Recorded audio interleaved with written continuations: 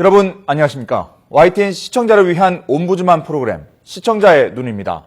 먼저 뉴스 진단 시간입니다. 이번 주에는 일본 수산물 수입 금지 관련 보도를 모니터했습니다. 강혜원 시청자 평가원과 경제부 홍성혁 기자 함께하겠습니다. 어서 오십시오. 네, 이 추석을 앞둔 시기에 일본 방사능 유출 문제가 부각되면서 이 수산물 판매 특히 영향을 미치고 있는데, 강혜원 평가원님, YTN의 이 방사능 수산물 관련 보도 어떻게 보셨습니까? 네, 일본산 수산물의 방사능 오염 가능성에 대한 우려가 커지면서 정부가 일본산 수산물 수입 금지 대상을 확대했습니다. 후쿠시마 원전 사고 현장에서 수백 톤의 오염수가 바다로 흘러가고 있다는 보도 이후 국민들의 불안감이 높아진 데 따른 조치를 취한 것입니다. 우리 정부는 8개 현에서 생산되는 50개 수산물에 대해서만 금지 조치를 해왔던 기존의 방침을 강화하여 8개 현의 수산물을 전면 수입 금지하고 다른 지역의 수산물 및 축산물에 대한 검사 기준 역시 강화하기로 했습니다. 후쿠시마 원전 사고 이후 계속해서 방사능 오염 가능성에 대한 우려가 커졌음에도 불구하고 일본 정부의 소극적인 대처로 인해 온라인에서 잘못된 정보에 근거한 음모론이 확산되고 수산물 소비가 급격히 줄어드는 등의 문제가 있었는데요. 이번 조치로 인해 국민들의 불안감이 완벽히 해소될 수는 없겠지만 정부가 이제라도 보다 적극적인 대처에 나섰다는 점에서는 다행스러운 측면이 있다고 생각됩니다. 이에 관해서 우선 이번 대책에 대한 각계의 평가는 어떠한지 궁금합니다. 네, 일본 수산물 수입 금지 조치가 늦었지만 다행이다 이렇게 평가를 해주셨는데, 홍성혁 기자 어떻습니까? 이번 조치가 좀 실제로 효과가 좀 있을까요? 네, 먼저 소비자들의 반응을 보면요.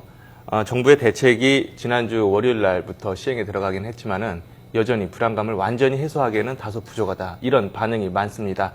대표적인 불안감이 바다에 국경이 있느냐, 그리고 바닷물이 어떻게 흘러갈 줄 아느냐는 것입니다.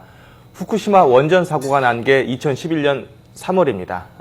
2년 반 전인데 당시에도 지금과 거의 똑같은 상황이 있었습니다.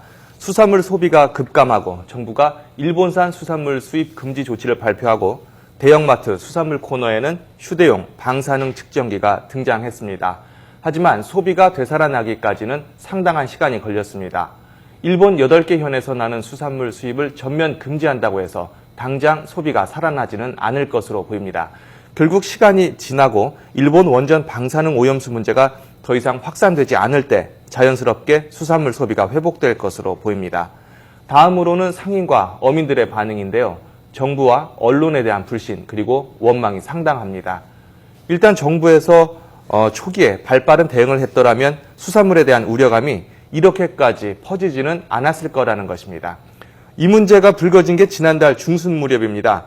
방사능이 미량이라도 검출된 농산물은 통관이 보류되는 데 반해서 수산물은 기준치 이하면 수입, 유통이 가능하다는 사실이 알려지면서 이중잣 대 논란이 일었습니다. 일본 도쿄전력이 후쿠시마 원자력 발전소 주변에서 하루 300톤씩의 방사능 오염수가 바다로 흘러들고 있다고 인정한 게 지난 8월 초인데요. 신속한 대응 방안이 나와도 시원치 않을 마당에 이런 허술한 수입 유통 과정이 곧바로 지적되면서 소비자들의 불안감이 증폭됐다는 것입니다. 중국의 경우를 보겠습니다. 현재 일본 10개 현에서 나오는 수산물은 물론 식품과 가축 사료까지 모두 수입을 금지하고 있습니다. 이게 언제부터 시작됐냐면 지난 2011년 후쿠시마 원전 사태가 시작되고 나서부터 지금까지 계속 쭉 이어지고 있습니다. 대만도 비슷한 무렵부터 계속 일본 5개 현에서 나온 식품 수입을 전면 금지하고 있습니다. 후쿠시마 고농도 방사능 오염수 유출 의혹이 시작된 게 지난 6월인데 일본 8개 현의 수산물 금지 조치가 나온 것이 지난 6일입니다. 결국 석 달여 동안 정부가 제대로 대응을 하지 않는 바람에 수산물에 대한 우려와 불필요한 불안감이 더욱 커졌다는 것입니다. 이 바람에 국내산, 특히 일본 해역과 가까운 동해와 남해산 수산물 판매가 급격히 주는 결과를 낳았다는 아쉬움을 나타내고 있습니다. 네, 그러니까 소비자들 불신이 한 번에 해소되기 힘들 거다 이런 전망을 해주셨는데, 강혜원 평가원님, 앞으로 언론 보도 어떤 점에 좀 신경을 써야 할까요? 네, 수산물 금지 조치를 확대하겠다는 우리 정부의 방침이 발표되었지만 이미 우리나라 주변 해역에 대한 우려 등 방사능에 대한 불안감은 광범위하게 확산되고 있습니다. 일본 정부가 정보 공개에 소극적인 자세를 취하고 있는 상황이 과도한 불안감을 오히려 조장하고 있다는 생각도 드는데요. 투명하게 정보가 공개되지 않고 있다 보니 일부에서 방사능 괴담이 확산되는 등 그 반작용이 만만치 않은 상황입니다. 이에 따라 국내 수산물 시장에까지 피해가 확산되는 등 실질적인 피해가 늘어나는 상황에서 이러한 공포를 불식시키기 위한 정부의 보다 적극적인 활동이 필요하다고 생각됩니다. 수산물에 대한 안정을 보장하고 국민의 불안감을 해소하기 위해서는 정부의 체계적인 대처와 투명한 정보 공개가 중요할 것 같은데요. 검사의 실효성을 담보하기 위해서는 일부에서 제기되는 의혹에 대한 지속적인 언론의 팩트 검증과 후속 보도 역시 꾸준하게 이루어져야 할 것 같습니다. 이와 관련해서 앞으로 국회나 정부에서 준비하고 있는 관련 대책으로는 어떤 것들이 있는지 설명 부탁드립니다. 네. 그러니까 검역 강화 조치가 제대로 이행이 되는지, 그리고 또 다른 문제는 없는지 좀 짚어달라는 요청이신데, 홍 기자 어떻습니까? 네, 당장은 우리나라 인근 바닷물에 대한 검사를 주기적으로 시행하고 우리나라 연안에 사는 어류에 대한 방사능 검사도 한 달에 한 번씩 지속적으로 실시할 계획입니다. 하지만 당장 추가 대책을 내놓기보다는 정부가 지금 주력하고 있는 것은 수산물은 안전하다, 이런 사실관계를 정확하게 알리는 것입니다. 이를 위해서 지난달 일본 인접 해역 6곳에서 바닷물을 채취해 분석 작업을 벌였는데요. 분석해봤더니 인공 방사성 물질인 세슘이 전혀 검출되지 않았거나 0.0017이 베크렐의 극소량만 나왔습니다. 정부는 검출된 극소량도 원전 사고가 나기 이전 5년 동안에 검출된 평균치에도 못 미친다고 밝혔습니다. 국립수산과학원도 고등어와 삼치 등 연안 어종 10종류와 오징어, 참조기 등 배타적 경제수역에서 잡은 8종류의 어류를 대상으로 방사능 검사를 했는데요. 이 조사에서도 인공 방사능 물질은 검출되지 않았습니다. 하지만 현재 국회에서는 국정감사를 앞두고 있기 때문에 앞으로 이 문제는 국회에서도 집중적으로 제기될 것으로 보입니다. 특히 현재 수입이 전면 금지된 것은 일본 8개현 수산물인데요. 후쿠시마 이외에도 미야기, 도치기, 이바라키, 군마, 지바, 이와테, 아오모리현입니다. 그런데 정치권 일부에서는 이게 충분하냐는 의문을 제기하고 있습니다. 새누리당 김재원 의원은 일본 원전 사태 이후 방사능이 검출된 수산물 생산지 현황을 보면 홋카이도가 67건으로 가장 많고 도쿄도 22건이나 되는데 이들 지역이 수입 금지 대상에서 빠졌다고 지적했습니다. 일본의 동북부 해안뿐 아니라 서남해안까지 전역이 오염 지역인데 수입 금지 대상 지역이 너무 좁다는 것이어서 앞으로 사태가 더 악화되면 수입 금지 지역이 늘어날 가능성은 있습니다. 또 하나 우리나라에서 방사능 물질 가운데 세슘이나 요오드는 측정이 가능한 반면 플루토늄이나 스트론튬 같은 다른 방사성 물질에 대해서는 허용 기준조차 마련되어 있지 않은 실정입니다. 왜냐하면 이런 방사성 물질의 포함 여부를 가릴 장비가 제대로 갖춰져 있지 않기 때문인데요. 그래서 현재는 일본이 자기 나라 기준에 따라서 실시한 검사 증명서를 기준으로 수입 여부를 결정하고 있는 실정입니다. 그렇지만 일본이 지금처럼 방사능 문제에 대해서 믿음감을 주지 못하는 상황에서는 역시 불안한 점입니다. 그래서 이런 종류의 방사성 물질에 대한 안전 기준치 마련 등 수산물 안전성을 확보하기 위한 추가 조치도 뒤따를 것으로 보입니다. 네, 이 방사능 수산물 공포가 확산된 데는 정부의 책임도 적지 않은 것 같습니다. 그냥 덮어놓고 안전하다고 말할 게 아니라 투명한 정보 공개, 또 명확한 검역 기준을 마련해서 국민들이 신뢰를 얻는 게 시급해 보입니다. 오늘 두 분 말씀 고맙습니다.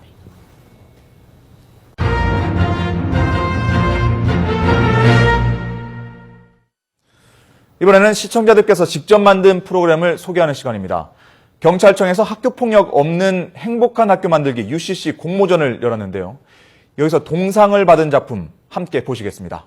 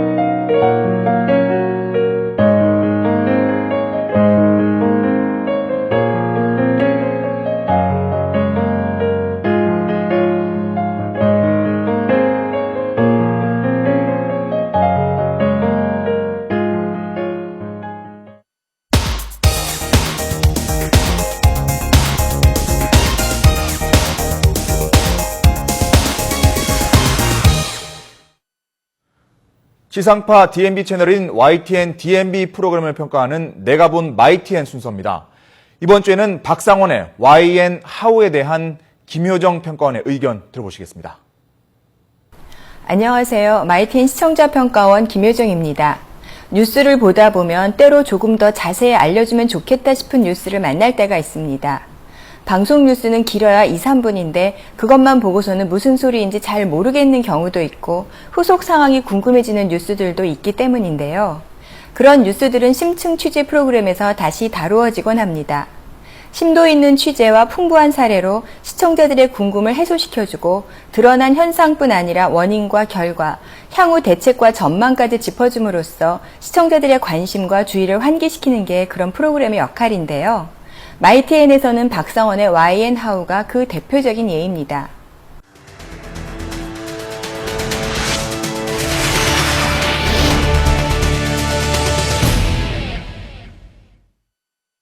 지난주 박상원의 YN 하우에서는 휴대전화 문자 메시지를 통해 소액 결제를 유도하는 신종 범죄 스미싱에 대해 다루었습니다.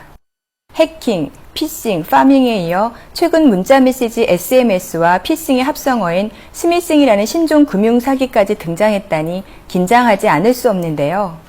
더구나 얼마 전 돌잔치 초대 문자에 주의하라는 뉴스가 크게 보도되었던 터라 시청자들의 불안감과 대처 요령에 대한 궁금증이 더 컸습니다.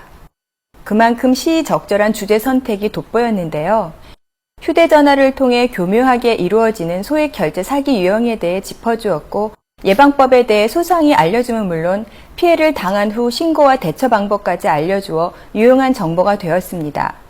특히 아이폰에 비해 안드로이드 폰의 보안이 허술함을 알려주어 안드로이드 폰 사용자들의 특별한 주의를 당부한 점과 기업들이 신제품 경쟁 시 새로운 기능 개발에만 주력할 것이 아니라 보안 기술의 발전에도 힘써야 함을 촉구한 힘있는 마무리가 공감대를 높였습니다.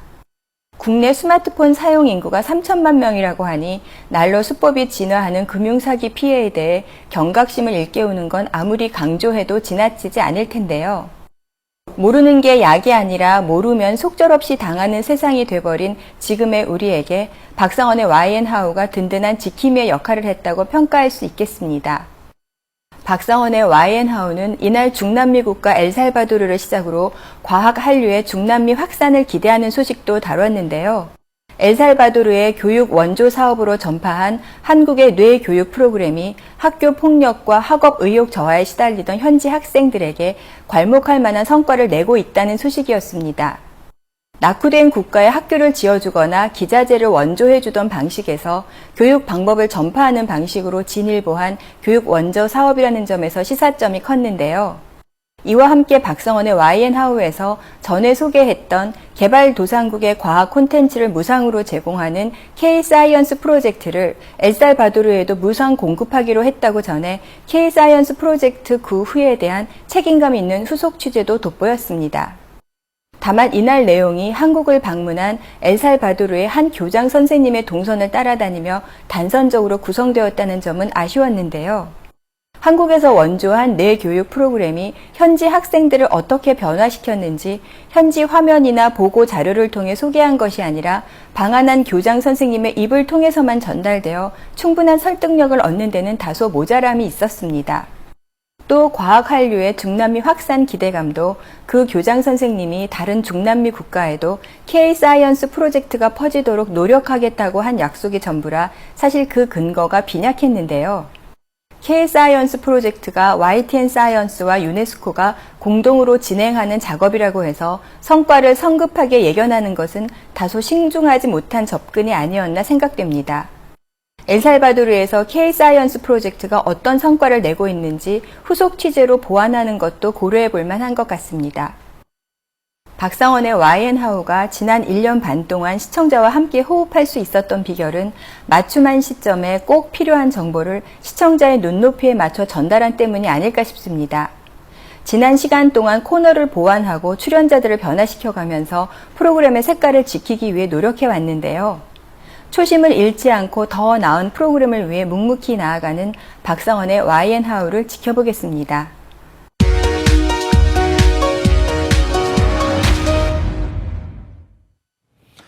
이번 순서는 시청자들의 지적사항을 정리한 모니터 보고 시간입니다. 뉴스 속보는 채널 특성상 YTN의 최대 강점입니다. 그런데 어떤 경우 속보 자막을 너무 많이 내보내 속보 자막의 효과를 반감시킬 수 있다는 우려가 있었습니다. YTN에서는 지난 11일 오전 뉴스 시간에 개성공단 재가동 합의 내용을 생중계했는데요. 사안의 중요성으로 볼 때 합의 내용을 속보 자막으로 내보내는 것은 당연한 일이지만 같은 내용의 자막이 계속 나와 산만한 느낌마저 들었습니다. 시청자들은 이날 개성공단 재가동 합의 소식과 관련해 수십 건의 속보 자막이 계속 나와 속보 자막이 남발되는 듯했다고 지적했습니다.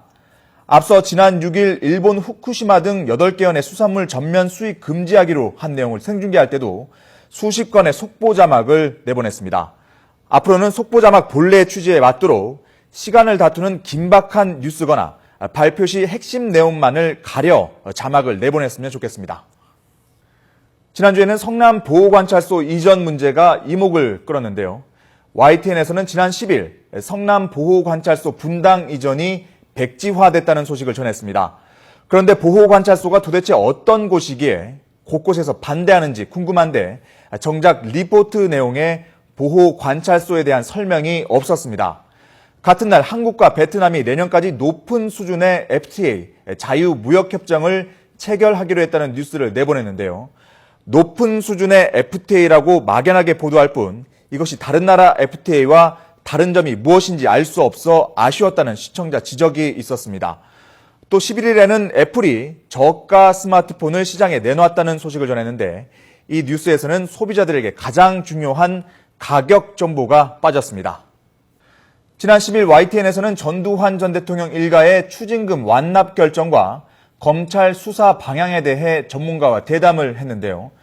추징금 납부 시 16년간 쌓인 이자도 납부해야 하는지 여부에 대한 질문에 출연 변호사는 현재 법 규정상 추징금에 대해서는 원금만 납부해도 된다고 대답했습니다. 그러나 이때 자막은 16년간 쌓인 이자도 납부해야 한다고 나와 발언 내용과 완전히 달랐습니다. 시청자들은 기사나 출연자 발언 내용과 자막이 서로 다를 경우 어느 것이 맞는지 헷갈릴 때가 있다며 정확한 보도를 당부했습니다.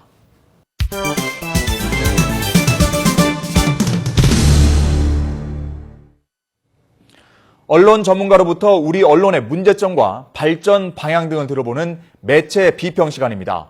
오늘은 최충훈 경남대학교 교수로부터 TV방송에서 올바른 방송 언어와 자막 사용이라는 제목의 논평 들어보시겠습니다. 방송은 시청각 매체로서 방송 언어와 문자 자막의 영향이 매우 큽니다. 공적 매체인 방송을 통해 전파되는 방송인들의 언어가 곧바로 시청자의 언어가 되기 때문입니다. 최근 프로그램에서 자막 사용 의존도가 갈수록 증폭되고 있습니다. 일반적으로 프로그램의 자막은 뉴스 보도를 비롯해서 출연자의 이름이나 장소 소개, 사건 현장의 상황이나 메시지 내용의 요약 표현에 유용하게 사용되고 있습니다. 취재 과정에서 알아듣기 어려운 출연자의 말이나 정보 가치가 있는 내용은 물론 퀴즈 프로그램 경우에는 문제와 정답의 자막은 매우 필수적인 요소입니다. 그런데 오락 프로그램 경우 자막 역할이 영상을 대체하면서 문자 자막이 방송 언어 문제의 중요한 부분을 차지하고 있습니다. 이런 경향은 보도, 교양 프로그램 장르에까지 영향을 미치고 있습니다. 이제 텔레비전 방송에서의 자막은 본래 기능을 훨씬 뛰어넘어 적극적인 표현 수단이 되고 있습니다. 방송 언어 문제점은 막말, 언어, 비속어, 반말, 사적 호칭, 인격 비하, 성정적인 언어 등이 무분별하게 사용되고 있습니다. 이런 표현들이 곧바로 자막으로 옮겨지면서 문제가 되고 있습니다. 오락 프로그램에서 과도하고 무분별한 자막 경쟁은 그 양상도 다양해졌을 뿐 아니라 혼란스러운 만큼 도를 넘어서고 있다는 지적들이 나왔습니다. 자막 본래의 역할과 기능에서 벗어난 불필요한 자막이 급증하고 있습니다. 연출자의 의도적인 자막 처리로 시청자들의 생각을 획일화시킨다는 점입니다. 제작자 생각대로 유도해서 시청자들의 자율적인 시청 행위를 방해하고 있으며 시청자의 수동적 입장을 더욱 고착시킨다는 점입니다. 연출자 의도에 따라 편집된 자막에는 출연자의 심리적인 부분까지 표현을 해서 시청자들의 상상력이 무시되고 프로그램 내용의 집중도를 떨어뜨린다는 점입니다. 자막이 영상을 대체함으로써 영상 매체로서의 특성과 의미가 퇴색된다는 느낌마저 주고 있습니다. 방송에서는 부적절하거나 한글 파괴 현상과 맞춤법에 어긋난 출연자들의 언어가 그대로 문자로 표현되어 국민의 올바른 언어 생활을 해치는 부작용을 낳고 있습니다. 시청자들의 시선을 끌기 위해 그래픽과 다양한 편집 기술을 이용해서 자막의 색상과 모양, 크기가 다양하게 처리되고 있습니다. 한 화면에 자막이 2개 이상 또는 심지어는 2분의 1 이상을 차지하기도 하고 글자가 깜빡거리고 화면에 이리저리 돌아다니는 자막으로 인해서 복잡하고 혼란스러움을 더해줍니다. 시선을 집중시키기 위해 사용된 자막은 긴장감이 강한 효과음과 함께 사용되어 필요 이상의 긴장감을 유발하기도 합니다. 더구나 프로그램 중간에 다른 코너나 예고를 함으로써 시청 흐름이 끊어지기도 합니다. 요즘 방송에서 사용되고 있는 부적절한 언어와 자막은 공해라 할 정도로 그 심각성이 매우 위험수위의 도를 넘어서고 있습니다. 오락 프로그램에 출연하고 있는 연예인 경우는 앵커나 아나운서들처럼 정상적인 방송 언어 교육을 받지 않고 시청률을 의식해서 좀 더 재밌고 튀는 진행을 하기 위해 잘못된 언어를 구사하게 하는 경우가 많기 때문입니다. 방송 문화를 활성화하는 여러 요소 중에서 매우 중요한 부분이 바로 방송 언어입니다. 언어는 단순한 의미 전달의 도구가 아니라 사용자의 사고방식이나 가치 체계를 반영하는 문화적 또는 이념적 도구입니다. 자막은 시청자의 이해를 돕기 위해 제시되는 부차적인 언어 기제라고 하겠습니다. 자막을 잘만 사용하면 시청자에게 매우 유익한 양질의 서비스를 하게 됩니다. 그러나 지나친 남용과 잘못된 사용은 역기능을 초래하게 됩니다. 방송은 올바른 방송 언어의 자막으로 세계문화유산인 우리의 자랑 한글과 방송 언어의 파괴 현상을 예방하고 건강한 방송 문화를 창조해 나가야 하겠습니다. 시청자의 눈은 시청자 여러분의 참여를 기다리고 있습니다. YTN 홈페이지 시청자 의견 코너에 글을 남겨주시면 좀 더 정확하고 공정한 방송을 만드는 데 참고하겠습니다. 이번 주 순서는 여기서 마치겠습니다. 고맙습니다.